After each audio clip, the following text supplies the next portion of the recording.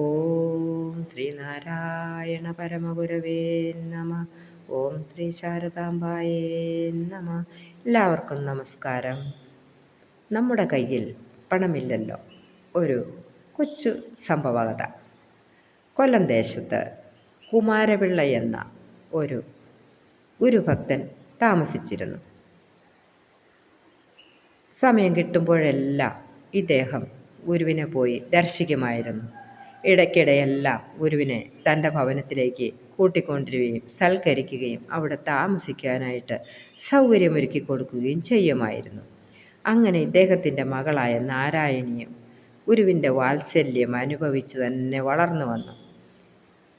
അങ്ങനെ ഗുരുഭക്തയായ ഈ കുട്ടി സ്കൂളിൽ പഠിക്കുന്ന കാലത്ത് പഠിക്കാൻ നല്ല മിടുക്കിയായിരുന്നു. ഇൻ്റർമീഡിയറ്റിന് പഠിക്കുന്ന കാലം. പരീക്ഷാ സമയം വന്നെത്തി. പരീക്ഷ ഫീസ് അടയ്ക്കണം. എല്ലാ കുട്ടികളും പരീക്ഷ ഫീസ് അടച്ചു. എന്നാൽ നാരായണി നിശ്ചയിച്ചു, ശ്രീ നാരായണ ഗുരുദേവൻ്റെ തൃക്കൈകളിൽ നിന്നല്ലാതെ ഈ പ്രാവശ്യം പരീക്ഷാ ഫീസ് വാങ്ങി ഞാൻ അടയ്ക്കുകയില്ല എന്ന്. എന്നാൽ കുമാരപിള്ള മകൾക്ക് ഫീസ് കൊടുത്തു. ഫീസ് കൊടുത്തിട്ട് മകൾ അത് അടയ്ക്കുവാൻ കൂട്ടാക്കിയില്ല. ആ അച്ഛൻ ഗുരുവിനെ അന്വേഷിച്ച് ഇറങ്ങി.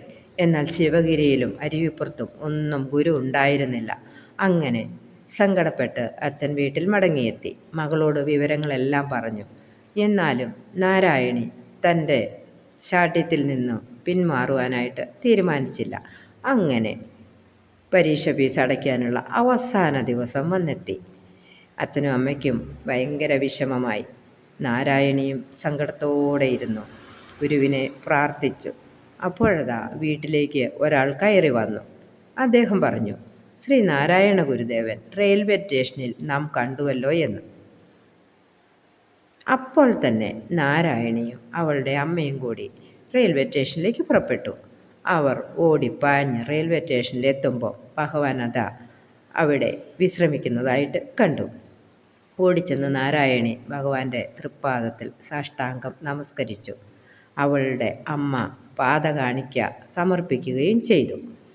അപ്പോൾ ഗുരു പറഞ്ഞു, നമ്മുടെ കയ്യിൽ പണമില്ലല്ലോ എന്ന്. അപ്പോൾ തന്നെ നാരായണിക്ക് ആശ്ചര്യമായി. താൻ പണത്തിനാണ് വന്നതെന്ന് ഭഗവാൻ അറിഞ്ഞുവല്ലോ എന്നോർത്തിട്ട് ഭഗവാന് പാദകാണിക്കയായി ആ അമ്മ സമർപ്പിച്ച പണം ഗുരുദേവൻ നാരായണിയുടെ കൈകളിൽ വെച്ചു കൊടുത്തു. പരീക്ഷ ഫീസ് അടച്ചോളൂ എന്ന് പറഞ്ഞു. നാരായണിക്ക് ഭയങ്കര സന്തോഷമായി. അവൾ സ്കൂളിലേക്ക് ഓടി പരീക്ഷ ഫീസ് അടച്ചു. ആ പരീക്ഷയ്ക്ക് 1ാം റാങ്കോട് കൂടിയിട്ട് നാരായണി ജയിക്കുകയും ചെയ്തു. പിൽക്കാലത്ത് 16 കൊല്ലക്കാലം MLA ആയിട്ടും നിയമസഭാ അംഗമായിട്ടും ഒക്കെ ഇരിക്കുവാൻ ഈ നാരായണിക്ക് സാധിച്ചു. ഓം ശ്രീനാരായണ പരമഗുരവേ നമഃ.